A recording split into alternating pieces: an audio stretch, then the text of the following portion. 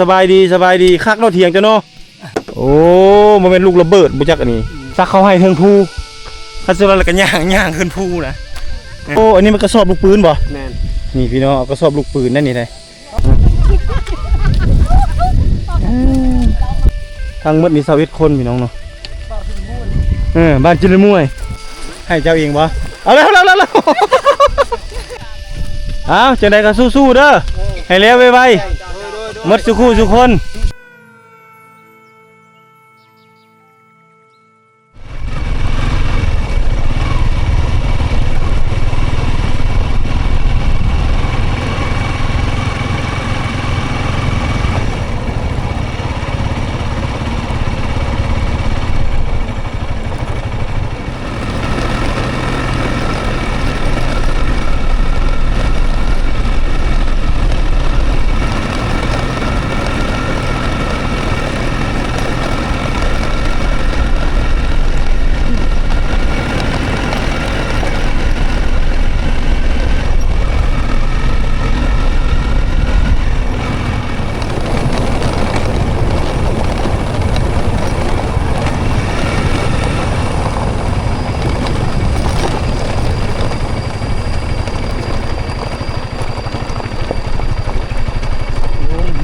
ปฐมสมบูรณ์บ้านพงบ้านปะอากพงพี่น้องตอนนี้บรรทุกเดินทางมาฮอดโรงเรียนปฐมสมบูรณ์นี่บ้านปะอากพงอยู่ทางด้านลุ่มเนาะอยู่ทับธรรมศาสตร์ทับจากบ้านนองม้ามาพี่น้องก็คันนี้ก็จะเป็นเส้นทางที่เราจะเดินทางไปสู่บ้านปะอากพงแล้วก็จะมีทางแวะขวาเนาะเพื่อจะเดินทางไปหาบ้านละงีซึ่งเส้นทางการเดินทางน่าจะประมาณ7 กิโลเมตรท่านผู้ชมออกไปนี่ข้ามภูนี่ไปก็จะเป็นชายแดนลาวเวียดนามเลยได้เป็นด้านประเพณีเนาะที่ว่าเป็นคันสิว่าแล้วก็บ่ได้สามารถเที่ยวไปง่ายมากง่ายได้ท่านผู้ชมแต่จะมีทหาร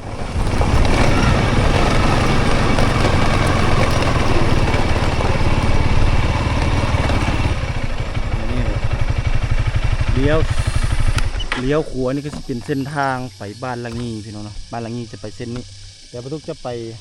หาครูอาจารย์หรือว่าไปหาหมู่คู่ผู้ลุ้นเคยก่อนเขาจึงจะเดินทางไปเส้นนี้เนาะเขาต้องไปเส้นนี้ก็ไปเลี้ยวซ้ายตามเส้นทางก่อนนี่คือบ้านปะอากพง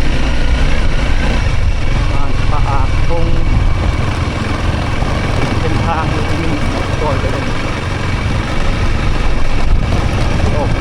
ลักษณะเหมือนกันโอ้ทรงเวียดนามนะ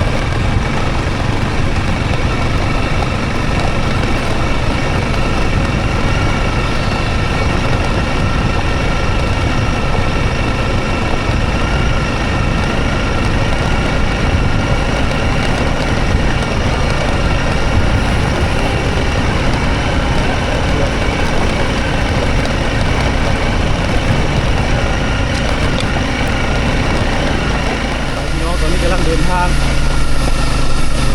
กับคนข้างโหดเลยโหดสุดๆไกลสู้นะจังมาได้เป็นเส้นทางบักโฮสมัยตะก้อนพวกนี้เส้นทางจริงๆแท้เลยเป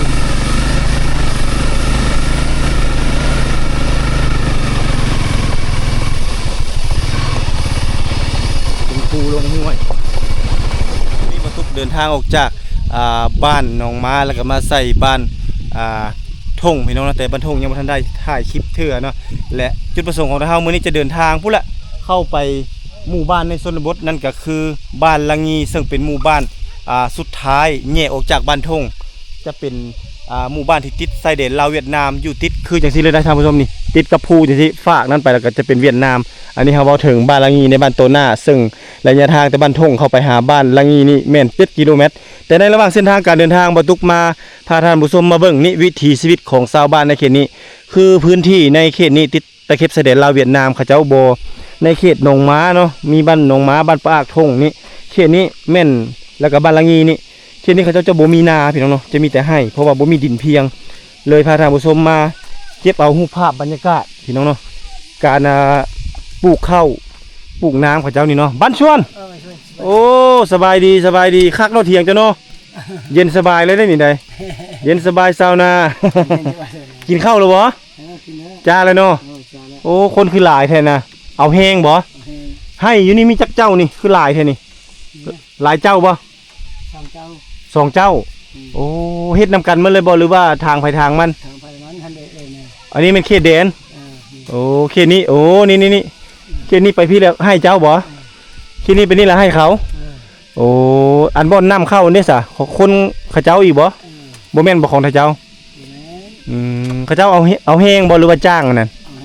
โอ้เอาเหือเอาแห้งกันเนาะแม่นหยังอันนี้คือเป็นขี้หินเนาะนี่ โยม โยมบ่สงครามบ่แต่สงครามบ่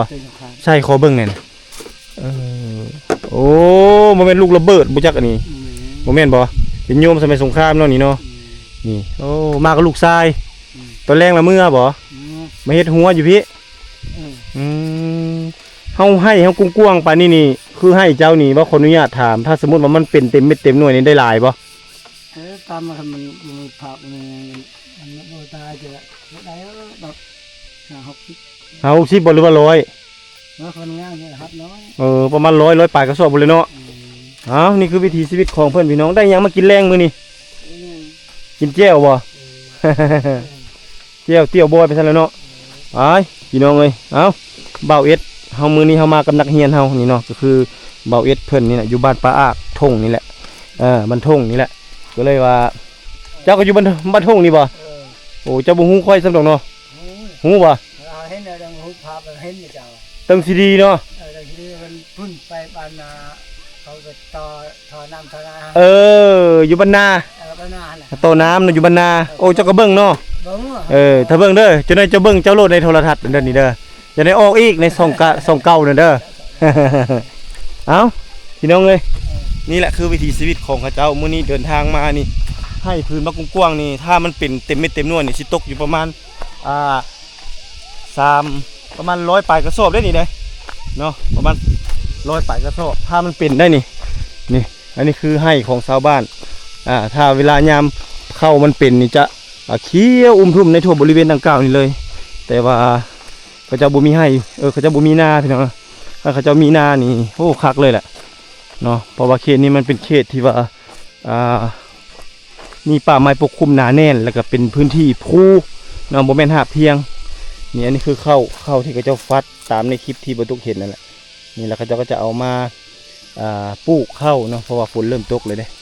นี่คือหน่อไม้นี่เขาเจ้าหักเอาไปแกงได้สบายเลยได้นี่เลยโอ้ท่านนี่กำลังซักให้หมายความว่าเขาเจ้าละวานกันหรือว่าเอาแห้งกันหาแห้งเนาะมืดบ้านโอ้เจ้าบริใส่หมวกเลยนะเข้าห่มเลยลืมให้เจ้าใส่หมวกกันน็อกเมื่อกี้นี่ตะโกเดี๋ยวนี้นี่แม่นเขาจะปลูกมาเลยได้นี่บ่อที่ได้บ่อตุกย่างอยู่นี่ก็คือเขาเจ้ากำลังปลูกแล้วกำลังซักขึ้นภูเต็มเลยอยู่เทิงไปวะเบิ่งบรรยากาศเนาะ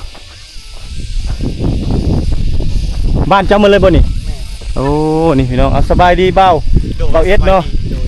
นี่เบาเอ็ดเป็นนักเรียนเบาตุกแต่สมัยเบาตุกมาสอนอยู่นี่ก็สิประมาณ4-5 ปีขึ้นหลังเนาะฮอดเลยเนาะประมาณนี้แหละ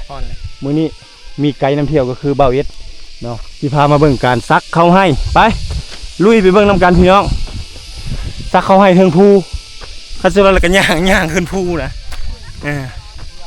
ย่างขึ้นภูจังซี่เลยได้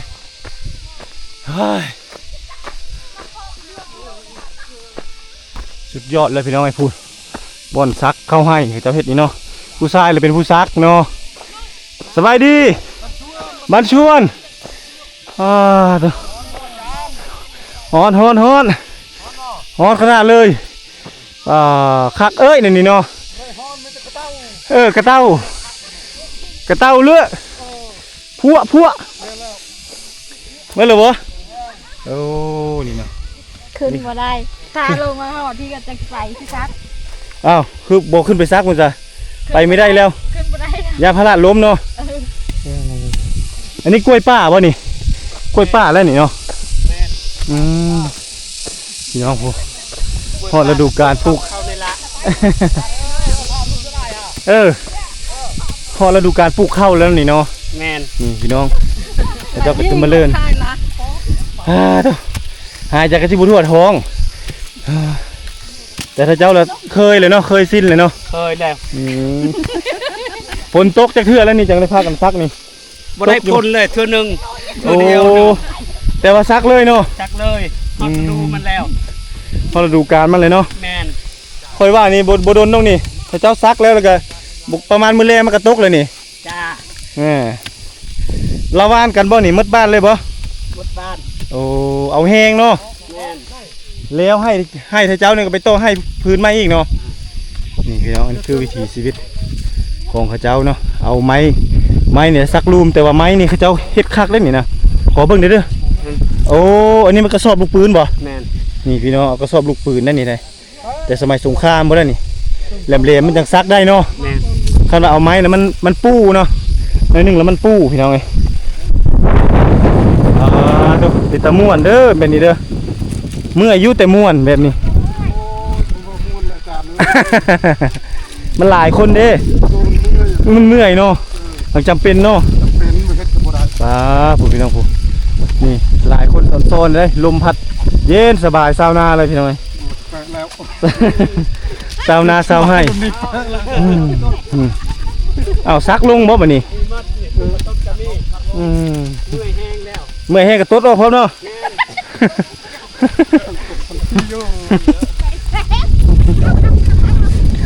ต๊ดต้อนบ่ต๊ดต้อนพูดกระยังไปกระยังมันนะพี่น้องเอ้ยฮอดฤดูกาลแล้วเพิ่นว่าฮอดมือฮอดยามปลูกข้าวปลูกน้ำแล้วมาละวานกันมาช่วยกันหมดบ้านเลยนี่พี่น้องโอ้ยอ่อนโซนเด้มาเห็นจังซี่แล้วพี่น้อง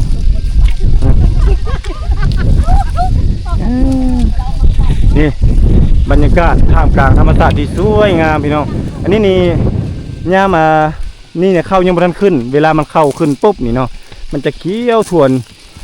ผืนแผ่นดินอันนี้เลยแล้วย่ามามันออกห่วงถอกห่วงแห้งกระเต็กเลยพี่น้องแห้งงามเดี๋ยวจะพามาเบิ่งอีกตอนเขาจะหูดเข้าเนาะฤดูกาลนั้นแต่ฤดูกาลนี้ก็คือเริ่มต้นแล้วนี่เริ่มต้นฤดูกาลปลูกข้าวนะพุ่นเทียงเขาเจ้าอยู่พุ่นแม่นบ่เทียงอยู่พุ่นเลยเนาะนี่เบิ่งก่อนจะคนมี2 4 6 8 10 12 14 16 18 21คนเนาะทั้งหมดนี่21คนพี่น้องเนาะบ้านจิรมุ้ย21คนเนาะซักแล้วแม่น2 4 6 8คนผู้ชายนี่เป็นผู้ซักเนาะผู้หญิงเป็นผู้นำผู้ปลูกนี่มาช่วยกันแล้วพื้นนี้แล้วไปต่อพื้นไม้แบบนั้นได้พี่น้องเอ้ยโอ้อยู่พี่มีสัญญาณเนาะติงๆโลดคักบรรยากาศเนาะคักเบนสัญญาณเนาะมาตั้งตู้สูงๆแล้วนี่เบนสัญญาณเลยยังคักนี่บ่ผู้สาวบ่นี่โอ้กระมูลเนาะโอ้คือว่าลำบากเติบเลยพี่น้องตัวนี้ย่างค่อยๆเนาะกิ่งลงนี่แล้วแม่นเรียบร้อยเลย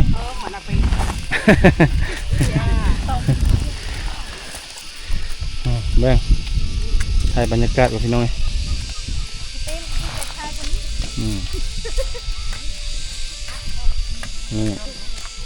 บรรยากาศสวยๆงามๆเดี๋ยวมาฝากมาต้อนพ่อแม่พี่น้องนี่ฤดูกาลน้ำเข้าปลูกเข้าให้เจ้าบ่นี่ให้ไผนี่ฮะเห็นบ่ให้เจ้าเองบ่เอาแล้วไหลบ่ค่อยๆเด้อค่อยๆเด้อโอ้ขัดเอลิพี่น้องตาไปเด้ออันเอ็ดไปท่าอยู่นั่นเลยก็ได้ไปท่าอยู่เทียงเด้อแล้วไปตามหลังโอ้พี่น้องพื้นแผ่นดินที่ว่ากว้างขึ้นจังซี่เนาะธรรมชาติก็สวยงามทางภาคนั้นแต่ภาคนี้ก็ถือว่ายังอันนั้นเนาะยังเป็นผืนไร่ที่เป้าว่างที่กำลังจะปลูกข้าวเนื่องจากว่าถึงฤดูกาลแล้วเนาะเขาจะบ่มีนาเขาจะก็ต้องได้เฮ็ดให้เป็นอาชีพเนาะที่หลีกเลี่ยงบ่ได้นี่แหละเป็นวิถีชีวิตเขาเรียกว่าความสามัคคีเนาะของชาวบ้านนี่แหละของชาวบ้านในเขตนี้เขาไปแต่ละบ่อนแต่ละที่เขาก็จะเห็นแตกต่างกันบางบ่อนจะเป็นดินเพียงเขาเจ้าก็จะปลูกดินเพียงแต่ตัวนี้ก็สิยากหน่อยนึงเนื่องจากว่ามันดินบ่ค่อยเพียงปานใดเนาะเอาแล้ว พี่น้องเอ้ยบ่ได้ว่าแต่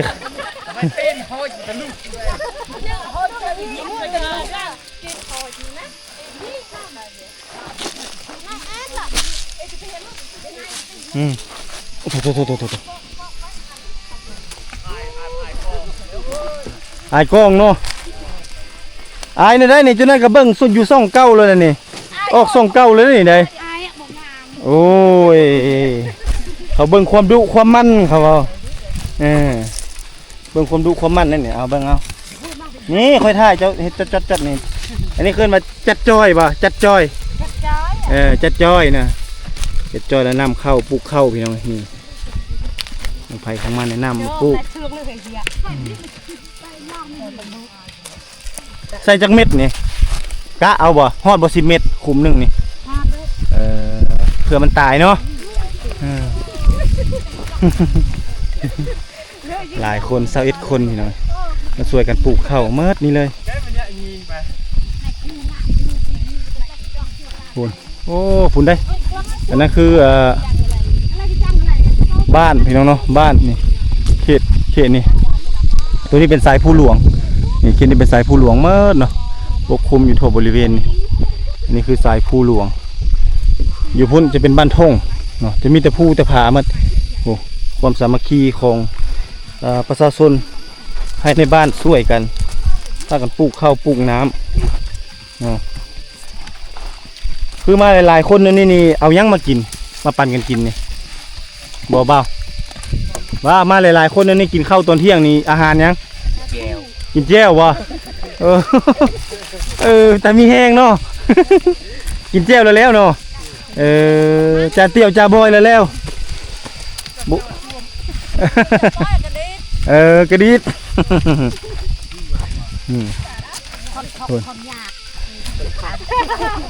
คนทุกคนยากเนาะคนทุกคนยากแล้วกินแจ่วเอาจานเตี้ยวจาบอยจากระดิษจาบัดใบ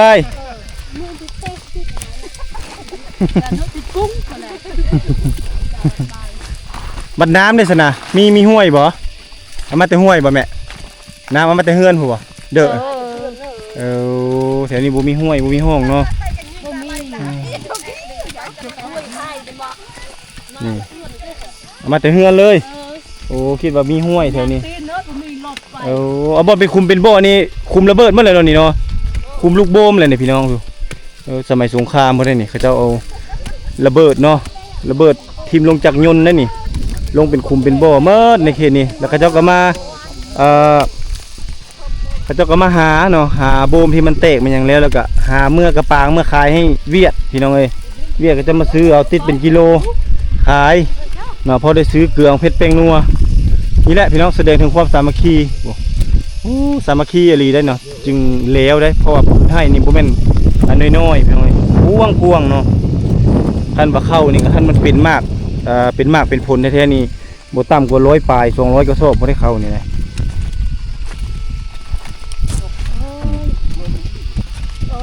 ครับพี่น้องเขาเจ้าเฮ็ดเป็นหน้าไผหน้ามันเลยโอ้ม่วนแบบนี้ครับพี่น้องแม่นความเจ้าแล้วมองข้างหน้ามวนในร้านมันเลี้ยวไว้ก็จังว่าม่วนนั่นคัน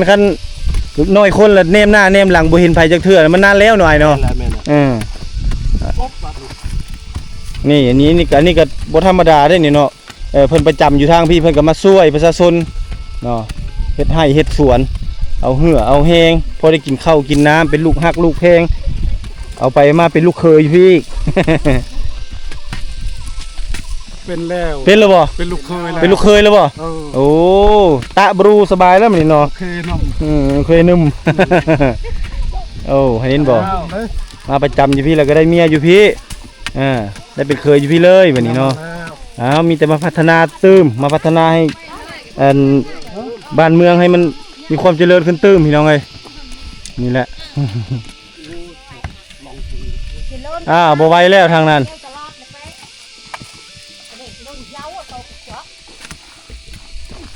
ซักไปซักมาบางเทื่อมือจนโพงหมดเลยเนาะมือจนแตกจนโพงหมดแล้ว นี่โอ้ถือว่าเมื่อยแต่ก็ถือว่าไวเติบอยู่เลยเนาะเพราะว่ามันหลายคนช่วยกัน มันนี่กะทักให้ผู้นั้น เออ กะให้ผู้นี้ แนวนั้นบ่ แนวนั้นแหละ เออ มือใช่มากอะให้ตัวนั้นใช้หมวกเลย ผู้ เด้ ตะกรุบบ่ผู้นั้นบ่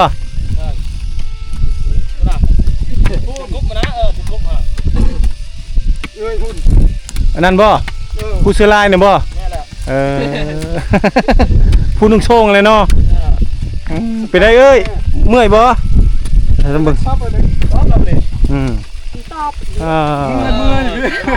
เมื่อยอยู่บ่เอ้ยเอ้ยเอ้ยเป็นเอาเลยเมื่อยอยู่บ่ฮะเมื่อยเนาะมาช่วยเวียกช่วยงาน อันนี้มาเอาแห้งบ่มาเอาแห้งบ่หรือว่าให้เจ้านี่ เอาให้ มาเอาเหือเอาแห้งเนาะโอ้ไว้ที่มันตับจิกตับจิกตับจิกเลยได้มาเห็นนี่แต่ละคนครับพี่น้อง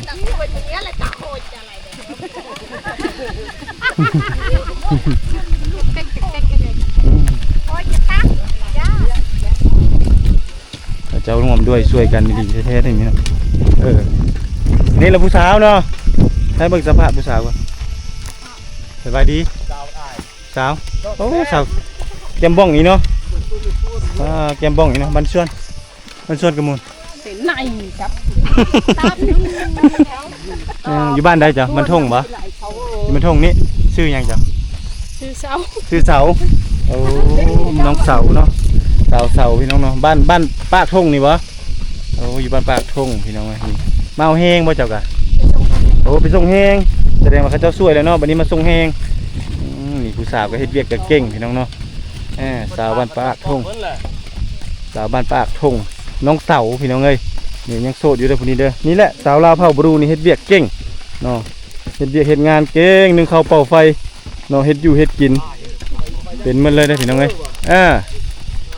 มาได้พี่น้องเอ้ยนี่พระเจ้าจิตใจดียิ้มแย้มแจ่มใสเนาะเบานัวหัวม่วนเนาะโหเจ๋งโลดม่วนอลีพี่น้องเอ้ยนี่แหละคือวิถีชีวิตของชาวลาวเผ่าบรูตรีทางบ้านปากทงพี่น้องเนาะในระหว่างเส้นทางการเดินทางไปบ้านละงี บรูมกอง บรูมกองมานี่ บรูมกอง บรูมกองเนาะ แมน โอ้บ่แม่นบรูตีเนาะ แมน โอ้ขอ อันนี้บรูตรีนี่ นี่บ่ แมน มาแต่ทางใดอันนี้เพิ่นนี่บ้านเกิดเมืองนอน มาแต่พุ่นแหละจัก มาแต่พุ่นเนาะ อะไรเทียมเลย มาแต่พุ่นแหละ ชื่อพี่พวก นี่ ผู้ชิยิ้มผู้ชิหัวไปลองไงม่วนซื่นเขาเจ้าก็ได้เอานี่คือเทศกาลเนาะยามเดือน5ต่อเดือน6เขาเจ้าจะมีนี่แหละเทศกาลตัวนี้ก็คือปลูกข้าวเนาะเป็นประเพณีเนาะขั้นบ่เฮ็ดก็บ่ได้อยู่บ่ได้กิน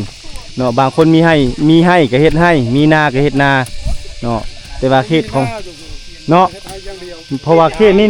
เป็นเขตแต่ภูเนาะมีแต่ภูแต่ผาก็เลยต้องได้เฮ็ดให้เป็นหลักเป็นอาชีพเนาะปีนี้ทางอยู่นี่ปีหน้าก็ไปเรื่อยๆพี่น้องเอ้ยได้ไม่เห็นแล้ววิถีชีวิตของเขาเจ้าจังใดก็สู้ๆเด้อให้แล้วไวๆหมดสุขสุคน โดย ยินดีมีแห้งบันส่วนแล้วจะได้ทาเบิ่งในคลิปเด้อมันจะออกมาในคลิปนั่นแหละพี่น้องเอ้ยเบิ่งเอาเองเนาะแม่น เบิ่งเอาเองเด้อพี่น้องอันนี้แหละคือวิถีชีวิตของชาวลาวเผ่าบรูในชนบทเนาะซึ่งเป็นบรูมังกรเนาะทางเขตบ้านปากทงเมืองบัวละพาขวยขมวนติดตะเข็บชายแดนลาวเวียดนามเนาะในระหว่างเส้นทางการเดินทางไปนี้ก็ได้มีโอกาสเดินทางมาเก็บเอารูปภาพบรรยากาศแบบวิถีชีวิตแบบบ่ได้ปั้นแต่งนี่แหละที่เฮามาแล้วเฮาบ่ได้เห็นชาวบ้านอยู่เฮือนอยู่ซานนี่แหละเวียกหลักๆตั้งแต่ช่วงเช้าเนาะจนมาฮอดช่วงแลงก็เขาเจ้าจะอยู่แต่ไร่แต่สวนพี่เนาะตอนแรงๆเขาเจ้าจึงได้เดินทางกลับเมืองอันนี้คือวิถีชีวิตจริงที่บ่ตุกเดินทางมาเก็บเอารูปภาพบรรยากาศมาฝากมาต้อนพบกันใหม่คลิปหน้าท่านผู้ชมสำหรับคลิปนี้บ่ตุกขอลาไปก่อนสบายดี